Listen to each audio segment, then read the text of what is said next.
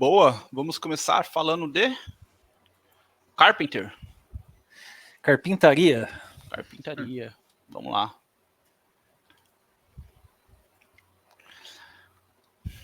Quando quiser compartilhar sua tela aí, fique à vontade, Bruno. Já tá aí. Deixa eu colocar aqui tela cheia. Pô, ficou bonito, cara, o esquema aí. Você tá usando o Scalidraw. Scalidraw, né? Ficou bonito aí o gráfico, cara. Cara, pra ser sincero, eu fiz assim, fiz hoje.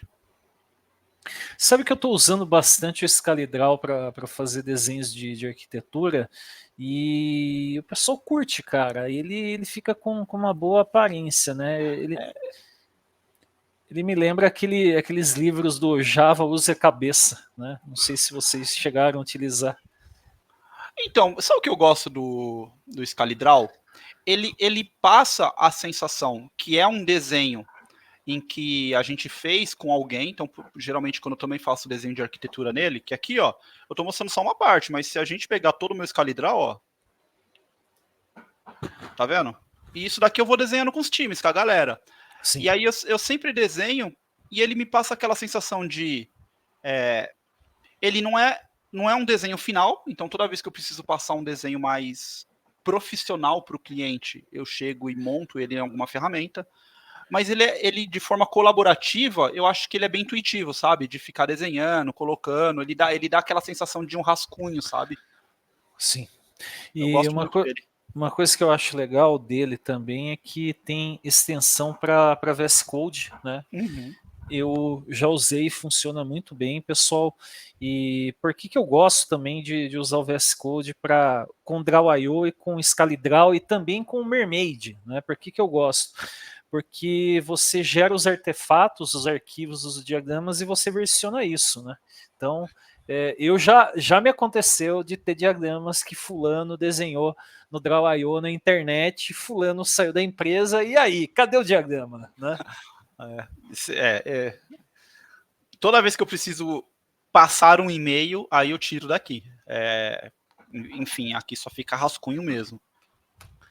Mas fica a dica, né? E assim, como hoje eu criei essa apresentação meio que rascunho, tipo assim, deixa eu testar. E aí eu comecei a fazer, falei, eu apresento hoje aqui, mais pra frente isso daqui virar um material mais oficial, aí eu tiro daqui e jogo, sei lá, no PowerPoint da vida, enfim. De repente, até para o seu curso dá para aproveitar esse material, hein? Mas é óbvio que eu sempre aproveito, bro. O Mas, cara tá que nem o cara lá, o seu Madruga de Tio Sam, né? Time is money. Bom, vamos lá. Cluster Autoscaler. Desculpa, eu estou mostrando o Cluster Autoscaler aqui, mas no final do dia a ideia é mostrar para vocês o Carpenter, porque a primeira pergunta é: qual que é a diferença entre os dois? E aí, tanto o Cluster Autoscaler quanto o Carpenter são ferramentas para automatizar o escalonamento, né, o scaler do cluster. Como assim, Bruno? Vamos supor que eu tenha o seguinte cenário. Eu tenho esse auto-scaling group configurado lá na AWS. Então, quando a gente configura a AWS e configura um Kubernetes utilizando o Cluster Autoscaler, a gente tem que configurar um auto-scaling group. Então, deixa eu tirar o F11 aqui e mostrar aqui. Então, quando você provisiona um EKS, por padrão, você vai precisar dizer qual é o tipo de máquina que ele vai usar. E aí a gente vem aqui e vai provisionar. Por exemplo, eu tenho essa daqui configurada, tá vendo? Então eu estou falando para ele, ó, eu quero uma única máquina desse tipo aqui. Qual tipo? Aqui, ó. As máquinas que eu quero vão ser ou uma T4G Medium ou uma T4G Large. E aqui você poderia definir qualquer tipo de configuração. Poderia ser spot, on demand, tá vendo? Então, o Cluster Autoscaler, ele vai prioritariamente trabalhar com o Autoscaling Group, que é um recurso da AWS. Tá bom. E aí vamos para o cenário mais básico. O Cluster Autoscaler, ele trabalha a nível de node, de EC2. Como assim, Bruno? Quando eu tenho um pod, e aqui um primeiro cenário, vamos supor que eu tenho um pod que ele está solicitando para utilizar 100 milicores de CPU, 400 megas de memória e eu quero 10 instâncias dele. Aí o autoscaler vai olhar, pera aí, eu tenho esse configuração aqui de máquina, que está especificado no autoscaling group, onde eu vou usar uma máquina que tem 2 vCPU e 4 GB de memória. E eu tenho essa outra configuração de máquina aqui, que é uma de 4 vCPU e 8 GB de memória. Ou seja, quem configurou falou que eu posso usar essas duas configurações aqui, certo? Então o autoscaler ele vai decidir, baseado nas configurações de CPU e memória do pod, e aí eu preciso de 10 pods, ele vai falar, olha, então eu vou subir aqui uma máquina com 4 GB de memória e 2 vCPU. Por quê? Porque esses 10 pods aqui cabem aqui dentro, certo? E aí eu faço um outro pod que solicita 500 millicore, que é metade de uma vCPU, e 250 megas de memória. Só que aqui eu quero 4 pods e ele também vai mandar para essa máquina aqui de 2 vCPU. Afinal de contas, 2 vCPU é igual a 500. Desculpa, 2 vCPU é igual a 2.000 millicores. Então 500 millicores vezes 4, 2 vCPU. Agora vamos para o cenário 2. Vamos supor que eu tenha que escalar esses pods aqui. E aí, eu escalei esse primeiro pod para 25 pods, e esse daqui de baixo, que pede um pouco mais de CPU, para 9 pods. O autoscaler, ele vai procurar equilibrar, ele vai tentar localizar aqui quais nodes que estão disponíveis para ele conseguem atender a essa demanda aqui de pod, certo? Então, se ele precisar de um novo node, o autoscaler basicamente vai alocar um desses 2 nodes baseado apenas no pool que ele tem. Aí agora vamos para um terceiro cenário, do qual o autoscaler não vai atender, e é onde entra e o Carpenter começa a brilhar. Vamos supor que agora eu fiz uma modificação. Falo, cara, eu tenho um pod aqui que trabalha com inteligência artificial, e ele precisa de GPU para processar, para fazer o processamento dele para ser mais eficiente. Então, o que eu, Bruno, vou lá e faço? Eu falo, eu, Bruno, beleza, vou lá no meu autoscaling group.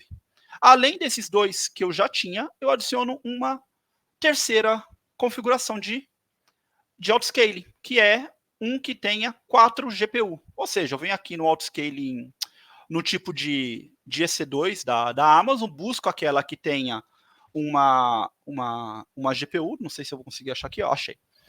Aqui, ó, busco um que tem GPU e adiciono para esse pool aqui do autoscaling. Só que o problema do autoscaler é que ele não consegue identificar quando é que quando é que eu vou subir uma máquina de GPU e quando é que eu não vou subir uma máquina de GPU. Por exemplo, para esses 2 workloads aqui, eu não preciso de GPU, certo? Para que eu quero GPU aqui? Eu só preciso de GPU aqui. Só que no autoscaler eu não tenho esse nível de controle. Eu não consigo dizer para ele qual tipo de máquina que ele tem que subir baseado na especificação do pod. E é onde o Carpenter entra em jogo. Por quê? Porque ele funciona em nível de workload. Ele vai olhar para o seu pod, vai ver quais os recursos que o seu pod precisa e então ele vai decidir qual que é o melhor tipo de máquina que ele vai escalar, que ele vai subir para alocar esse pod. Então ele tem muito mais flexibilidade. Então ele suporta também diversos tipos de provisionamento. Então eu consigo colocar on-demand, spot. Aqui no Autoscaling Group eu não entrei tanto em detalhe, mas aqui você não conseguiria falar, olha, quando eu for subir essa máquina aqui, eu quero que suba essa máquina aqui como spot. Eu não consigo definir isso. Ao mesmo tempo que dentro da mesma configuração, quando tem a outra, eu quero que suba como on-demand. Seja lá qual é o motivo pelo qual eu estou fazendo isso. Mas eu não consigo ter esse nível de granularidade. Já no Carpenter, eu posso falar, ó, toda vez que você for subir essa máquina aqui de 2 vCPU com 4 GB de memória, eu quero que você suba ela como spot. Quando eu for subir essa máquina maior, eu quero que suba on-demand. Quando for subir essa máquina aqui de GPU, eu quero que suba também, sei lá, como spot, entendeu? Porque spot ela é um pouquinho mais barato, ela é compartilhada. Então o Carpenter ele vai permitir que você faça seleções mais inteligentes. que é assim que eles se definem. E aí, eu trouxe eu vou colocar esse vídeo aqui para vocês disponibilizar, que é uma explicação de um engenheiro da AWS sobre o Carpenter, que é bem legal, o Carpenter Autoscaler, que eu acho que também vale a pena vocês verem. Ele vai, de alguma forma, explicar isso que eu acabei de explicar, só que com outras palavras. Tem até um ponto aí, Bruno, não sei se eu posso Claro. parênteses, eu não vou lembrar, foi no meio do ano passado, alguém pediu para, acho que o Diego tava até para alguém falar de Carpenter, né? E pelo que a gente estava conversando, parece que só foi ter um suporte mais estável no Azure bem recentemente, né? Novembro de 2023, para ser exato, Renato. Já estava. O Carpenter, ele é um projeto de open source, tá? Então vamos lá. O que o Carpenter é? Carpenter. Ele é um projeto open source desenvolvido pela AWS. Porém, ele é bem integrado com a AWS. E aí, a Azure, a comunidade pegou esse projeto do Carpenter e e disponibilizou ele pro Azure. Mas é da comunidade ainda, tá? Não é um projeto suportado oficialmente pela Microsoft. Até onde eu sei. Posso até pesquisar aqui, mas eu vi um post desse. E aí tem essa versão aqui para o Azure. Eu nunca testei, tá, gente? Eu acho que é só uma questão de nunca ter tido a necessidade de ter que testar ele no Azure, porque, assim, basicamente, quando é que a gente vai precisar e vai usar o Carpenter? Quando eu estou olhando para o meu workload. Então, na maioria dos casos, o Cluster Autoscaler, ele funciona bem, sabe? Ele faz o trabalho dele. Pô, eu não tenho um workload de GPU dentro do meu ecossistema, eu não tenho que fazer uma seleção muito específica dentro das minhas aplicações, e aí você vai de Cluster Autoscaler.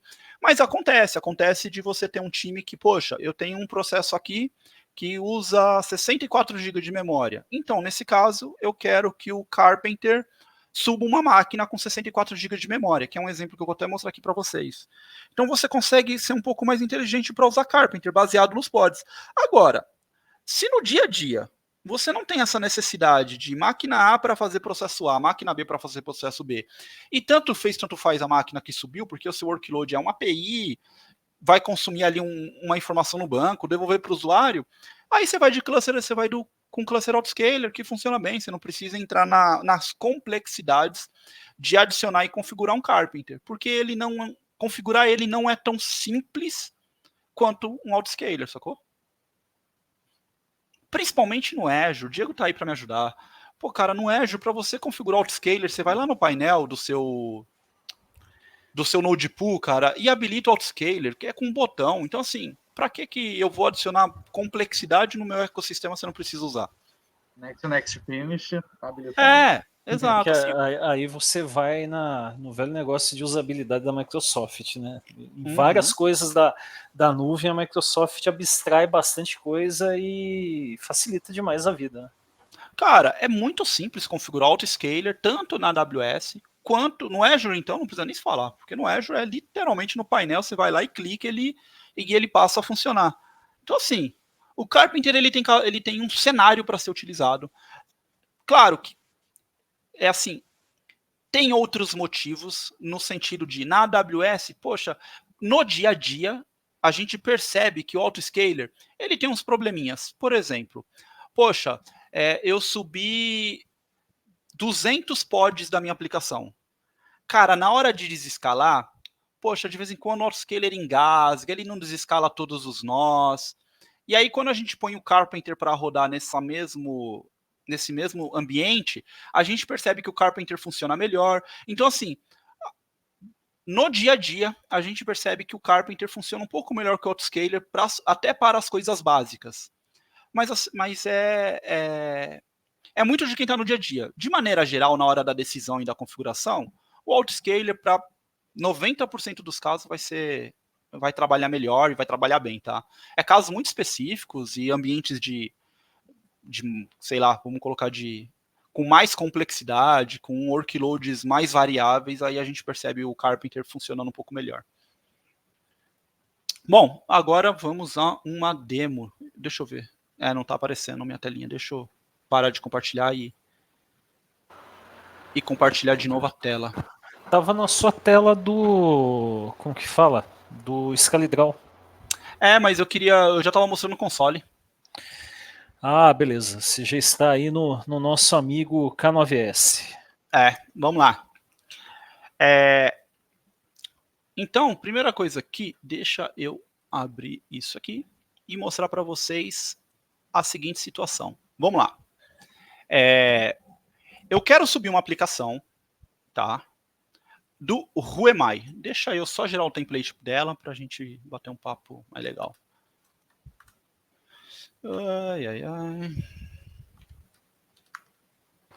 Só fazendo um parênteses aí, eu deixei uma enquete aí no chat, pessoal. Quem puder responder aí, por favor. Mas pra gente ter uma noção, né, de quantas almas passaram aí pela live, né? Eu acho que os bots não respondem enquetes, né? Chuto eu, né? Então por isso que eu falei almas. Então, Beleza. Bom, esse vai ser o nosso YAML que iremos utilizar agora. O que eu fiz nele? Eu fiz a seguinte configuração. Eu falei, olha, para este deployment, eu quero rodar em uma máquina. será que aonde? Acho que está um pouco pequeno. Está um pouco pequeno? Se puder dar um zoom aí, para mim que sou completamente míope, ajudou muito agora. Ó, eu tenho um deployment de uma aplicação que se chama Whoemai. É uma aplicação de teste babaca, simplona. E aí o que acontece?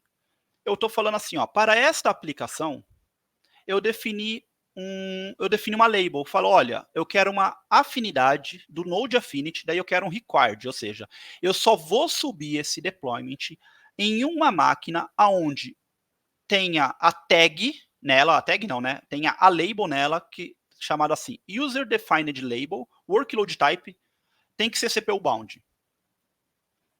O que eu estou dizendo? Que o meu Node, e aí eu fiz o demo agora, já me entreguei que ele ficou preso aqui, mas o meu Node, ele vai ter que ter esta tag aqui, ó. Cadê? Ele não tem, esse aqui não tem, ótimo, melhor ainda. Então, quando eu olhar para as labels no meu Node, eu estou falando para ele, eu só quero rodar em um Node que tenha essa tag chamada CPU bound. E aí eu poderia até mudar, que eu poderia colocar GPU. Eu vou, olha que legal, vamos mudar a demo no meio da demo, né? Então eu vou falar, olha, eu só Cara, vou rodar... a gente adora arriscar nas lives, hein? Eu só vou rodar essa aplicação em um Node que tenha GPU. E esse label aqui, quem definiu foi eu, Bruno. Eu criei User Defined Label, fui eu que coloquei. Você poderia colocar uma outra label. E eu coloquei essa daqui, porque se a gente olhar lá o demo do Carpenter, ele vai usar uma label mais ou menos parecido, que é para efeito de demo, ficar bem claro que isso daqui quem criou foi a gente. E aí eu vou rodar o meu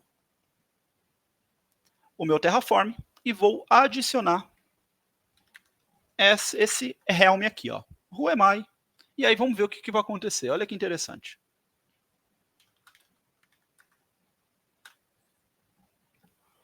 Tá pequeno aqui também, né? Tá bom assim pra mim, cara. Tá assim, agora tá legal.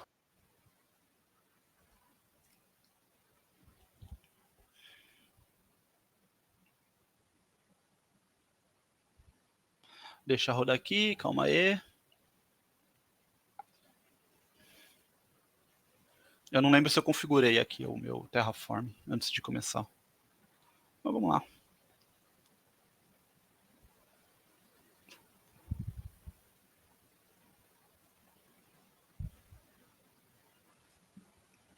Como eu sou preguiçoso, eu fiz a demo via Terraform porque o meu Carpenter já estava configurado no Terraform, tá, gente? Poderia rodar na mão.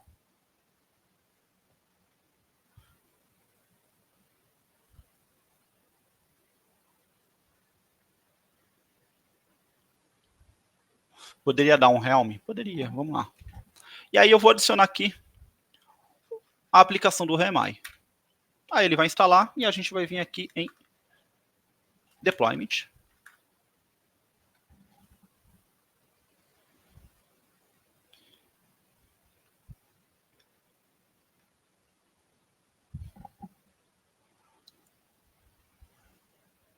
Beleza, o que aconteceu? Eu adicionei o Deployment e falei que ele tem que rodar numa máquina que contenha a label GPU. Qual que é o problema? Nesse momento, possivelmente eu não tenho nenhuma máquina que tenha essa label. E aí ele vai falar, ó, nenhum node está disponível com essa afinidade, com esse seletor de afinidade. E aqui ele até deu um erro porque o Carpenter não atende às especificações dele de node, de afinidade. Então eu vou adicionar uma nova configuração do Carpenter, dizendo, olha,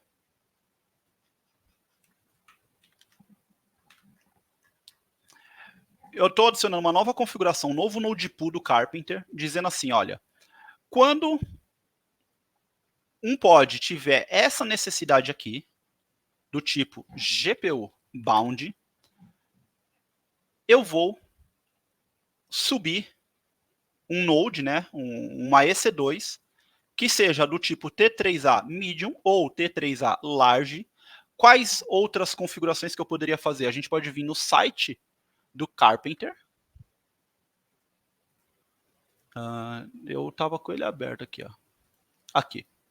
Eu poderia vir aqui na documentação do Carpenter e ver quais configurações que eu posso fazer para configurar o meu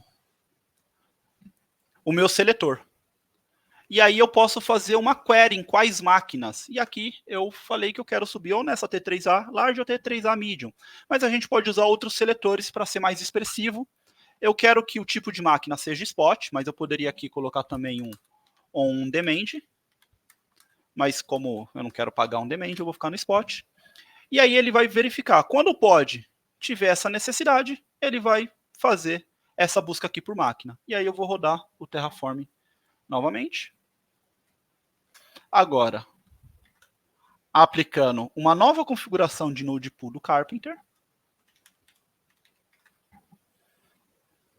E aqui, essa nova configuração de node pool Uma dúvida vai aqui atender o meu do Guilherme pod. Correia, o que seria o spot? Spot é uma máquina... Vamos de forma simples, é uma máquina compartilhada da AWS. Você vai pagar mais barato por ela. O Azure também tem esse tipo de máquina, né? E a ideia é assim, se é algo muito crítico, né? Você não vai usar uma máquina spot, mas se é algo que você pode aí ter não ter aí uma indisponibilidade eventual, um pouco mais lento, mas você fala, poxa, isso é um ambiente de testes, é um ambiente de homologação, acaba sendo aceitável e fica mais barato utilizar essas máquinas spot, né, Diego? Eu vou tentar exemplificar o spot mais ou menos assim. Ó. Uma máquina on demand, você reserva ela com a AWS ou com a Azure. Então, assim, quando você pega uma máquina on demand, ela é sua. Por quanto tempo? Pelo tempo que você precisar. No caso de uma spot, é uma máquina que a AWS e a Azure, que ela tá parada, tá sem uso, e você pode pegar emprestado. Qual que é o problema de pegar emprestado? É que a AWS pode chegar assim para você a qualquer hora do dia. É isso aí que o Edgar falou, computação ociosa. Você pode pegar, a AWS pode em qualquer momento do dia chegar e falar assim para você, olha, eu quero ela de volta. E no momento que ela fala eu quero ela de volta, ela vai tirar de você e todas as suas aplicações que estavam rodando ali dentro, naturalmente vai parar, porque agora você vai precisar de uma outra máquina. E com a on-demand não acontece isso. E aí, o Carpenter também auxilia bastante nesse sentido, tá? Quando você tem máquina spot, inclusive tem empresas grandes, tá? Inclusive bancos, que utilizam parte do workload como spot em produção com o Carpenter, porque o Carpenter agiliza muito essa troca de uma spot pela outra. Porque assim, a AWS solicita aquela spot, mas existem outras spots ali que você pode pegar. Então ela pediu essa de volta, o que o Carpenter faz? Ele recebe a informação que a AWS vai remover esse spot dela, então o Carpenter vai lá e fala, opa, então agora eu quero outro spot com outras capacidades ou outras configurações que a gente define no Node Pool, ele devolve essa e já provisiona essa, e aí o próprio Kubernetes faz a missão de transferir esse workload daqui para cá, entendeu? Fez sentido? O on-demand não necessariamente a gente precisa reservar, a gente pode pegar reservar o on-demand. Tem até uma ferramenta, né, chamada Spot.io, uma ferramenta de terceiros, que ela fica fazendo esse monitoramento para ti de qual máquina vai sair de spot, né, e qual é a próxima disponível, e faz toda essa automação também. Para outros recursos que não forem AKS, etc., e quiser usar Spot, tem essa ferramenta, Spot.io. Porque assim, quando você está usando a AKS junto com o Carpenter, que vai otimizar esse processo, cara, é bem simples, porque o próprio AKS faz a missão de pegar o seu workload e trocar de uma máquina para outra. Mas agora, se você não está com EKS, com o Kubernetes, está numa outra ferramenta, esse processo, como o Diego falou, já não é tão simples, e aí você precisa de outro tipo de ferramenta para fazer essa troca. Bom, mas o nosso demo é o seguinte, subimos aqui a configuração de Node Pool, e aí, aquela nosso pod que não estava rodando, porque ele não tinha nenhum node que atendia a especificação dele de GPU, a partir do momento que eu falei por Carpenter, olha, agora, toda vez que tiver um pod que necessita de GPU, você vai pegar essas máquinas aqui. Quais as máquinas que a gente fez a configuração lá. E aí, caramba, Node Pool. Então ele veio aqui e falei, ó, toda vez que eu tiver uma máquina que precisar de GPU, pode subir máquinas do tipo T3A Medium, T3A Large, que seja Spot. E aí, feito isso, o nosso pod agora está no ar. E esse tipo de situação que eu acabei de demonstrar para você, que o Carpenter olha para a configuração do pod para fazer a alocação, né, fazer a pegar uma máquina específica, não é possível com Cluster Autoscaler. Com Cluster Autoscaler, ele só vai subir uma nova máquina. E se a gente vier aqui em Node, nós teremos aqui um Node de 4 minutos. E ele vai ter, essa label aqui, tá vendo? User Defined Label, Workload Type, GPU Bound. Quem colocou essa label no Node foi o Carpenter. E aí, a partir desse momento, o Kubernetes, o scheduler do Kubernetes consegue alocar aquele pod para rodar aqui dentro. Fez sentido para vocês? Fez sim. Eu propositalmente escondi muito da configuração do Carpenter, porque o objetivo aqui não é ficar configurando ele do zero, mas mostrar ele em alto nível, que é olhar para o pod e não só olhar para o workload, né, e não apenas subir uma máquina, e qual é a diferença dele com o Cluster Autoscaler. Show de bola. Dúvidas, pessoal? Tem mais demos aí que você pretende fazer, Bruno? Cara, do Cluster Autoscaler, só se eu ficar batendo na mesma tecla, o Groff. Fazer outras configurações baseados em, sei lá, no Pod Affinity de vez de Node Affinity ou no Node Selector, mas vão ser variações disso. O importante, no final do dia, é as pessoas entenderem que o Cluster Autoscaler não olha para a configuração do pod e o Carpenter olha para a configuração do pod. E, mais do que isso, é vocês entenderem quando vocês devem usar um ou outro. Em geral, o Carpenter ele vai ser usado quando você tem um workload específico, GPU, para esse cron job aqui, eu preciso de uma máquina de 128 GB. Aí, vale a pena um Carpenter, porque você não quer colocar uma máquina de 128 GB no seu pool de máquinas lá do Autoscaling Group da AWS, porque senão o Autoscaler pode decidir colocar uma máquina de 128 GB no seu para rodar ali dentro e você fala, pô, tô pagando isso tudo para quê? Você não tem tanto controle. E aí, assim, se você conhecer muito de EKS, você sabe que tudo que eu falei aqui dá para fazer de outro jeito. Não me enche o saco, porque existem outras maneiras, mas o use case do Carpenter vai ser esse. Show de bola. Vamos ver aí se o pessoal tem dúvidas. Diga, Bruno. Esquece. Depois a gente pode falar de Fargate para fazer um workload, só que agora com Fargate. Então eu falo, olha, todo mundo nesse namespace, toda vez que eu precisar de um pod dentro desse namespace, eu subo um Fargate, ao invés de fazer o Autoscaler rodar ou utilizar o Carpenter. Mas aí é outra demo. Parecido com o Virtual Node do AKS do Azure, né? Exatamente. Eu mostrei na outra demo. Tem até vídeo aqui no canal, né? Não sei se você quer dar uma passada aí no portal rapidinho pro pessoal ver, Diego. Eu tô sem demo aqui, eu tava tentando testar a demo aqui, mas vai ficar pra próxima.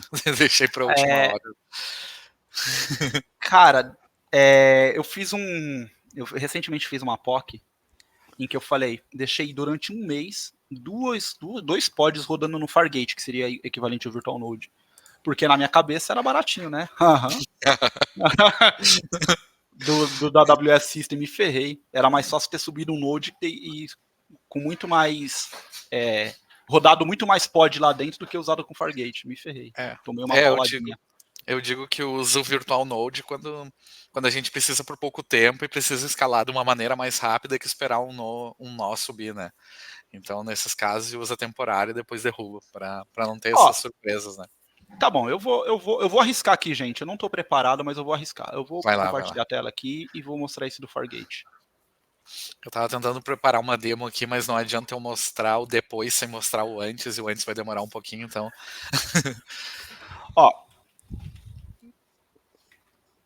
Pergunta aí do Guilherme Correia, o que é uma prova? Proof of Concept, prova de conceito. Quando você vai explorar aí uma tecnologia nova, apresentar aí para um projeto, ninguém nunca utilizou, quer ver quais as capacidades, a gente acaba fazendo isso, Guilherme. Na prática, todas as lives que a gente faz aqui são provas de conceito, as demos, né?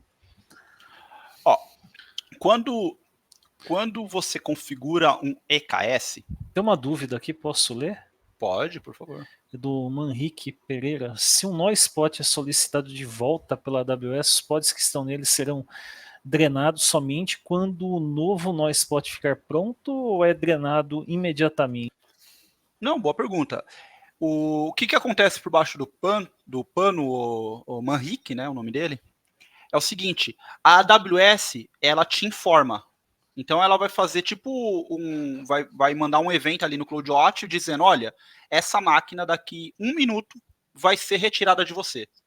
Então você vai ter ferramentas, por exemplo, como o Carpenter, que a gente acabou de mostrar, que vai pegar esse evento, ele está monitorando, pegou, ele vai falar, opa, o que eu preciso fazer? Eu preciso subir uma nova máquina do tipo Spot que atenda a esses requisitos que a gente definiu aqui no Node Pool. E aí ele solicita um novo spot. E aí quando sobe esse novo spot, ele automaticamente remove, né? Ele drena esses pods desse spot que vai embora e joga para essa nova máquina que entrou. E aí depois a AWS vem e tira essa máquina e vira que segue. Mas se acontecer de não dar tempo de drenar, pode acontecer de ele dar um shutdown no seu workload e você ficar a ver navios, tá? O que eu ia citar é que é isso, a responsabilidade de tirar o que está acontecendo na máquina, de tirar esses pods dentro da máquina, é do cliente. A AWS não está olhando para isso, ela não olha se tem alguma aplicação rodando, ela só pede a máquina, avisa daqui a 5 minutos eu vou pegar essa máquina, e daí no caso do Carpenter, né, que é uma ferramenta gerenciada pelo cliente, ela vai lá e faz essa drenagem, como tu citou. Mas a AWS simplesmente dá os 5 minutos, ela vai desligar, não importa se tu tirou teus pods de lá ou não tirou, né? Exatamente. A responsabilidade de fazer esse processo é seu. É que a gente utiliza ferramentas como o Carpenter, que eu estou mostrando aqui, relacionado ao EKS, para fazer isso. Mas, se não tivesse Carpenter, esse evento vem. Se você não fez nada, shutdown, o problema é seu. E na AWS tem, da mesma forma que na Azure, que é 2 opções, né? Ou ele exclui a máquina, ou ele simplesmente desliga e tu pode subir ela com uma outra família. Funciona assim também, Bruno? Ou ela simplesmente exclui? Cara, EC2 eu vou te dever vou ficar te devendo a resposta da EC2, tá? Porque como eu trabalho muito com Spot associado ao Kubernetes, eu não sei te dizer se quando você sobe uma EC2 direto via Spot, por exemplo, se ele preserva o disco do SO, eu não sei te dizer, eu teria que dar uma olhada na documentação. Entendi. Porque no Azure tem essas 2 opções, né? Se eu não quero perder os dados, é uma máquina virtual, sei lá, do Virtual Machine Scale 7, eu tenho a opção somente desliga e depois eu ligo ela em outra família Spot, mas ela vai ter essa queda. Ou se for um nó lá do AKS, né, do Azure Kubernetes Service, eu posso colocar para ela excluir, porque eu não vou precisar mais desse nó, porque eu já subi outro nó para fazer esse papel. Muito bacana. É isso aí. Bom, vamos aqui no Fargate. O que acontece? Quando a gente configura um EKS, uma das coisas que podemos fazer é configurar um profile de Fargate. Ou seja, Fargate é tipo serverless, só que associado ao EKS. Então, quando eu tenho determinadas aplicações que eu quero fazer um processo específico, curto, no espaço de tempo, ou numa escala, eu posso utilizar o Fargate, que ele vai contabilizar apenas pelo tempo que aquela aplicação ficou no ar. E aí eu vou dar um exemplo bem concreto de algo que a gente faz. Então eu tenho aqui um profile de Fargate associado a esse cluster. O nome do profile se chama app, né? E ele vai rodar no namespace jobs, ou seja, toda vez que uma aplicação que esteja no namespace, deixa eu pegar aqui, jobs, tá vendo? Toda vez que esse cron job rodar, ele vai rodar dentro de um Fargate. E aí, qual que é um cenário que é interessante a gente usar Fargate? Olha esse cara aqui. Olha a quantidade de CPU e memória que eu preciso para rodar esse camarada. Eu preciso de 16 CPU e 32 GB de memória. Porque ele vai fazer um processo extremamente pesado. Aqui, só para vocês terem ideia, ele faz um processo de conversão de vídeo. Então ele precisa de muita CPU e muita memória para rodar bem. Só que imagina se eu tivesse que escalar um node, deixar um node de 16 CPU e 32 GB de memória. Eu iria pagar muito caro. Então, com o Fargate, ele roda esse processo durante 10 minutos, com essa quantidade de recursos, e aí depois ele para e desaloca o Fargate. Então só vou rodar ele aqui para vocês darem uma olhada, vou dar um trigger. Aqui, ele vai rodar aqui esse vídeo streaming, tá pending. Se viermos em Nodes, vamos ver que daqui a pouco vai rodar um Fargate aqui.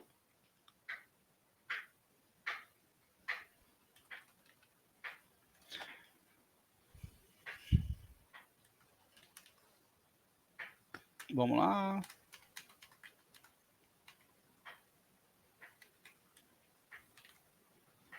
Calma aí, leva mais ou menos 60 segundos para ele conseguir alocar esse Fargate.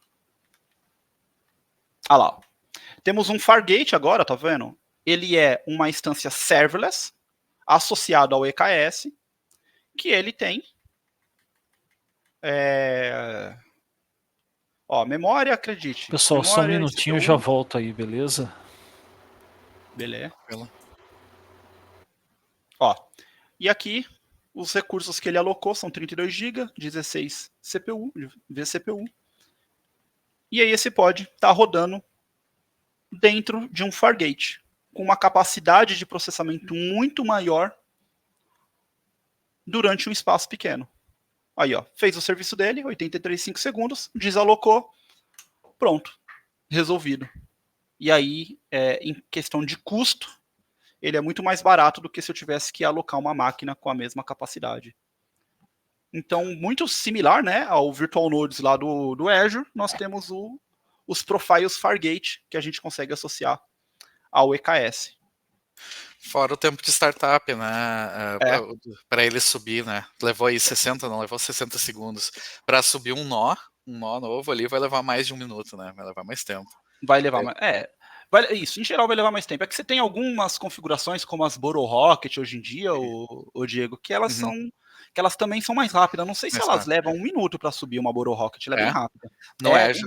No Azure um nó leva mais tempo.